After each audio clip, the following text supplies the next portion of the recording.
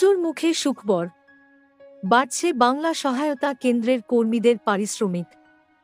পাশাপাশি তাঁদের বার্ষিক বেতন বৃদ্ধির কথাও ঘোষণা করতে চলেছে নবান্ন। এর রাজ্য আহ্বায়ক প্রতাপ নায়েকের দাবি অনুযায়ী 2024 সালের 1 অক্টোবর থেকে সারা রাজ্যে কর্মরত বাংলা সহায়তা কেন্দ্রের ডেটা এন্ট্রি অপারেটরদের মাসিক বেতন বাড়িয়ে 6,000 টাকা করা হচ্ছে।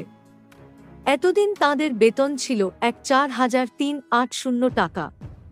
পাশাপাশি 2025 সালের 1 জুলাই থেকে তাঁদের বার্ষিক 3% হারে বেতন বৃদ্ধির সিদ্ধান্ত নেওয়া হচ্ছে। সব মিলিয়ে উপকৃত হতে চলেছে বহু কর্মচারী। বিষয়টি নিয়ে রাজ্য সরকার, মুখ্যমন্ত্রী মমতা বন্দ্যোপাধ্যায়, তৃণমূলের সর্বভারতীয় সাধারণ সম্পাদক অভিষেক বন্দ্যোপাধ্যায় এবং মন্ত্রী মানস রঞ্জন ভুন্নাকে ধন্যবাদ জানিয়েছে কর্মচারীদের সংগঠন। সম্প্রতি কন্যাশ্রী ও রূপশ্রী প্রকল্পের সঙ্গে যুক্ত চুক্তিভিত্তিক সরকারি কর্মীদের পারিশ্রমিক বাড়িয়েছে রাজ্য সরকার।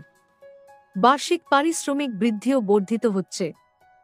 রাজ্য সরকারের 2 সমাজ কল্যাণ প্রকল্পের অ্যাকাউন্ট্যান্টরা এতদিন পারিশ্রমিক পেতেন 5,000 টাকা, এবার তা বেড়ে হল 1,000 টাকা। কন্যাশ্রী প্রকল্পের ডেটা ম্যানেজার এবং রূপশ্রীর ডেটা এন্ট্রি অপারেটরদের পারিশ্রমিক 1,000 টাকা থেকে বেড়ে হল 6,000 টাকা। কন্যাশ্রী ডেটা ম্যানেজারদের পারিশ্রমিক 2,000 টাকা থেকে বেড়ে দাঁড়াল 6,000 টাকা।